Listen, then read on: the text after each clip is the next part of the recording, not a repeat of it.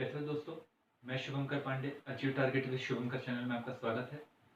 Physical geography चल रहा था और फिजिकल ज्योग्राफी में एक महत्वपूर्ण टॉपिक चल रहे थे और जो हमने 2-3 लास्ट लेक्चरों में जो पढ़ने की कोशिश की वो लेक्चर के समझ पर ही हमें आगे के पूरे लेक्चर समझ में आएंगे। तो हमने क्या क्या पढ़ा? तापमान, तापमान को प्रभावित करने वाले कारक, दाब और दाब को प्रभावित करने वाले कारक। तापमान और दाब का संबंध आगे बहुत अधिक ज्यादा है, क्योंकि जहां जहां पर तापमान ज्यादा रहेगा वहां वहां पर आपको प्रेशर क्या दिखाई देगा? कम दिखाई देगा। और जहां तापमान कम रहेगा वहां पर प्रेशर क्या दिखाई देगा? अधिक दिखाई देगा। तो जहां पर ताप कटिबंध होते, कटिबंध का मतलब पता है ना, कि जब अक्षांशी, दो अक्षांशी रेखाओं के बीच का जो क्षेत्र रहता है उसे कटिबंध, पेटी या पट्टी कहा जाता है, और दो देशांतर रेखाओं के बीच के क्षेत्र को ग्रोई कहा जाता है। तो आपको ताप कटिबंध से पता चलेगा कि मतलब कहाँ पर तापमान ज्यादा है, कहाँ पर तापमान कम है। तो ये ताप कटिबंध से आपको दाब कटिबंध पता चल जाता है। कल के लेक्चर में हमने आपको बताया कि भैया तापमान जो है वो दाब को प्रभावित करने वाला एक प्रमुख कारक है, परंतु एकमात्र कारक है क्या? नहीं कारक है। तो मैंने आपको बताया था कि भैया तापमान के अलावा पृथ्वी का अपने अक्ष पर लगातार घूमने के कारण भी क्या होता है, क्या होता है, कहीं ना कहीं दाब कटिबंध प्रभावित होता है। मतलब दाब जो रहता है वो प्रेशर जो रहता है वो प्रभावित होता है। कैसे होता है तो आपको मैंने वो भी बताने की कोशिश की थी, और वो बताने के बाद में आपको मैं थोड़ा सा एक और बार समझा देता हूँ, ताकि बहुत सारे बच्चों को समझ में नहीं आया होगा कि सर कैसे होगा। पृथ्वी अपने अक्ष पर, ये पृथ्वी है जो ऐसी है, ठीक है, ये 66 से ही 1/2, 23 से ही 1/2, भूमध्य रेखा 23 से ही 1/2, 66 से ही 1/2। पृथ्वी अपने अक्ष पर भी घूम रही है और पूरे सूरज के क्या लगा रही है? चक्कर भी लगा रही है। तो जब सूरज की किरणें पड़ती हैं तो पड़ने के साथ में आपको तापमान के माध्यम से दाब कहीं कम होते दिखाई देगा, कहीं पर ज्यादा होते दिखाई देगा। जहां पर सूरज की किरणें टेढ़ी पड़ रही है वहां पर स्वाभाविक रूप से तीव्रता क्या होगी? कम होगी। और तीव्रता कम होगी तो मतलब तापमान क्या होगा? कम। और तापमान कम होगा तो स्वाभाविक रूप से प्रेशर क्या होगा? ज्यादा। तो इस हिसाब से तीन ही कटिबंध पेटी होनी थी, एक ध्रुवों पर दोनों, और दूसरा था भूमध्य रेखा पर भैया टोटल पेटियों की, दाब पेटियों की संख्या, दाब पेटी की संख्या 7 है। कितनी है? 7 है। तो ये 7 दाब पेटियों का निर्माण कैसे हुआ? तो हमने देखा ये पृथ्वी है और ये बना दिया हमने 0 डिग्री भूमध्य रेखा, ये है 90 डिग्री कौन सी? ध्रुव। तो हमने ये देखा, यहां पर थोड़ा सा कर देते समझ में आपको अच्छे से आएगा। तो यहाँ पर तापमान, सूरज की किरणें क्या पड़ रही है? सीधी पड़ रही है। तो सीधी पड़ रही है तो तापमान क्या हो रहा है? अधिक। तो प्रेशर क्या हो रहा है? कम। तो कौन सा प्रेशर बना? Low pressure. यहाँ पर तापमान क्या है? कम।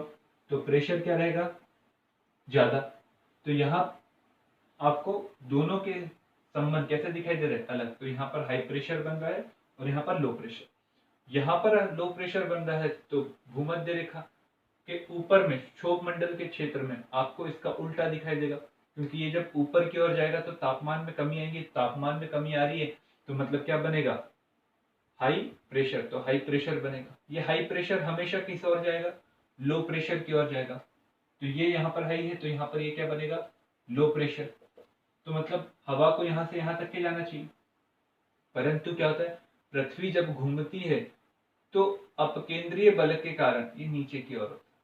अंदर की ओर जब बल लगता है, उस अंदर की ओर बल लगने के कारण पृथ्वी के ऊपर क्षोभ मंडल की ओर चलने वाली हवा जो रहती है वो यहाँ से 30 डिग्री के करीब करीब वो क्या करती है, नीचे की ओर आ जाती है और यहाँ पर बनता है लो प्रेशर और यहाँ पर बन जाता है हाई प्रेशर, क्योंकि हवा कौन सी है, ये हाई प्रेशर वाली। तो यहाँ पर लो, यहाँ पर हाई, यहाँ पर लो, यहाँ पर हाई। कोई दिक्कत? अब मुझे बताओ, ये हवा का तापमान थोड़ा ज्यादा रहेगा कि ये हवा का तापमान थोड़ा ज्यादा रहेगा? स्वाभाविक रूप से ये हवा का। अब ये दोनों यहाँ पर जब मिलती है तो यहाँ पर आपको लो प्रेशर बनते हुए दिखाई देगा। क्या बनते हुए दिखाई देगा? Low pressure. और इसके ऊपर में यहाँ पर कौन सा प्रेशर बनते हुए दिखाई देगा? हाई प्रेशर बनते हुए दिखाई देगा। तो ये हमारे पास में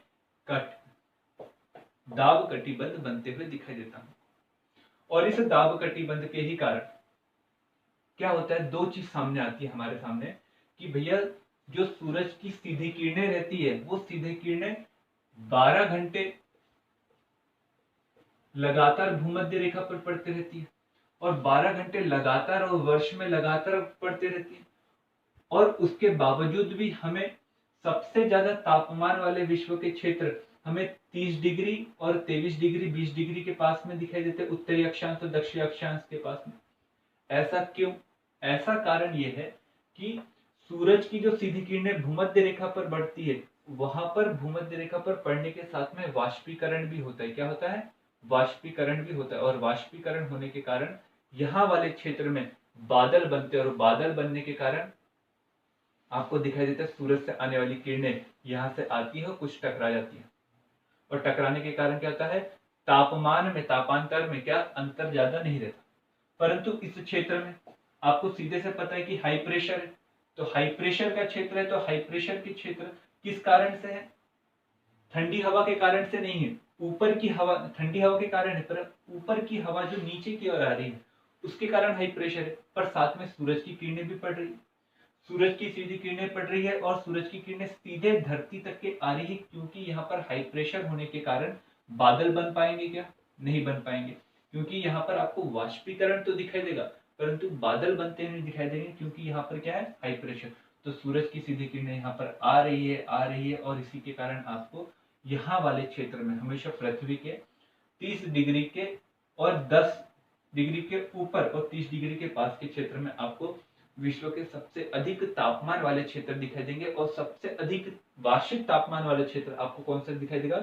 भूमध्य रेखा पर। यहां तक की कोई दिक्कत है क्या? चलिए, यहां अगर कोई दिक्कत नहीं है, कल का ये कॉन्सेप्ट था, मुझे लग रहा था कि थोड़ा सा दिक्कत हो गया तो बहुत सारे बच्चों को समझ में नहीं आया होगा, एकाएक समझ में नहीं आता है, तो इसको और दूसरे तरीके से हमने समझने की कोशिश की। ये अगर आपको समझ में आ गया तो भैया जहां पर तापमान ज्यादा है वहां पर लो प्रेशर और जहां तापमान कम है वहां हाई प्रेशर। तो हवा और तापमान और दाब से दोनों से ही हमें हवा चलते हुए दिखाई देती, क्योंकि हवा हमेशा कहां से तक चलती? हवा मतलब पवन, और पवन हमेशा कहां से कहां तक चलती है? हाई प्रेशर से लो प्रेशर की ओर। तो मतलब अगर दाब कटिबंध अगर हम बनाएं तो भैया यहाँ पर हम क्या देखते हैं? 0 डिग्री पर यहाँ पर लो प्रेशर है, क्योंकि तापमान क्या है? ज्यादा और प्रेशर क्या है? कम। ध्रुवों पर तापमान क्या है? कम और प्रेशर क्या है? ज्यादा। ठीक है, तो यहाँ पर हाई प्रेशर, तो मतलब हवा को कहां से कहां तक के चलना चाहिए? उत्तर से दक्षिण की ओर। कहां चलना चाहिए? उत्तर से दक्षिण की ओर। परंतु उत्तर से दक्षिण की ओर नहीं चल पाती, क्योंकि अभी मैंने बहुत सारी चीजें आपको बताई कि भैया हवा जो चलती है उसकी दिशा कुछ और रहती है और उसकी दिशा में महत्वपूर्ण भूमिका निभाता है क्या? पृथ्वी का अपने अक्ष पर घूर्णन।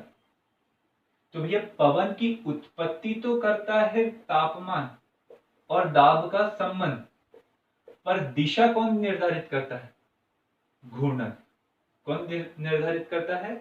घूर्णन। तो मतलब आपसे पूछा जाएगा कि पवन की उत्पत्ति के लिए कौन से कारक जिम्मेदार है? तो आप बोलोगे तापमान, क्योंकि जहां तापमान कम होगा वहां से हवा चलेगी, क्योंकि तापमान जहां कम होगा वहां प्रेशर क्या होगा? ज्यादा।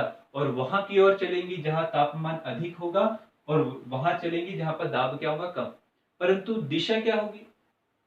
तो दिशा को निर्धारित करने में घूर्णन, क्योंकि घूर्णन के कारण क्या होता है आपको हम थोड़ा सा बता दें कि इस पृथ्वी के घूर्णन के कारण आपको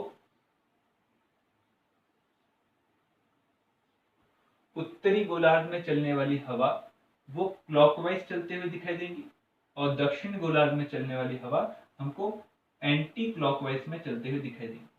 क्या होता है, आप सभी को पता है कि ये है लो प्रेशर, ये है हाई प्रेशर पृथ्वी की सतह पर, ये है लो प्रेशर और ये है हाई प्रेशर। मतलब हवा कहां से कहां तक के चलेगी, हाई प्रेशर से लो प्रेशर की ओर, हाई प्रेशर से लो प्रेशर की ओर, हाई प्रेशर से लो प्रेशर की ओर। मैंने जो बताया है वो आपको दिख रहा है।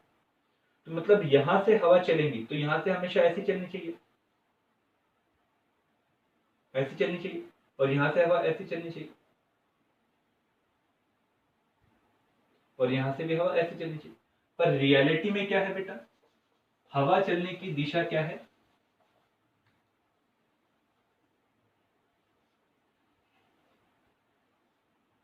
ये।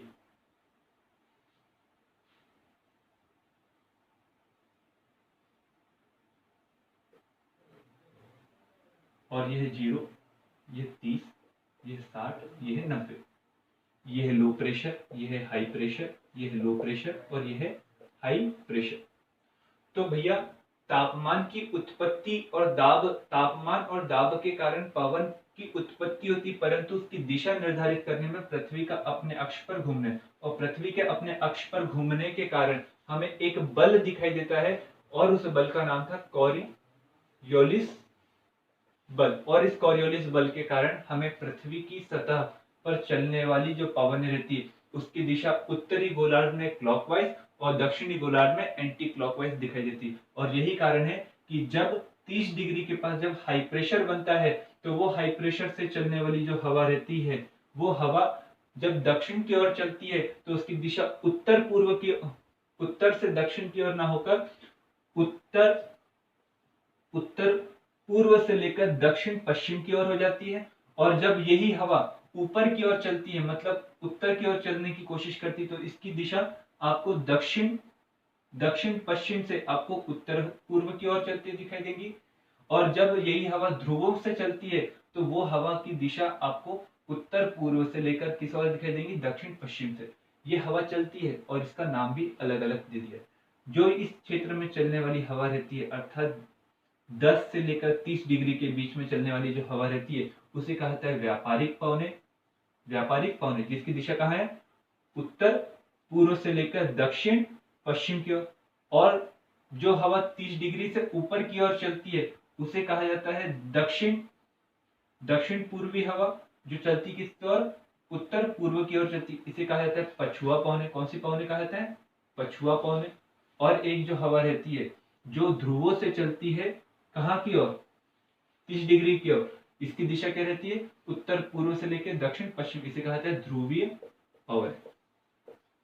अब ये हवा चलती है, पर क्या बात रहती है कि इस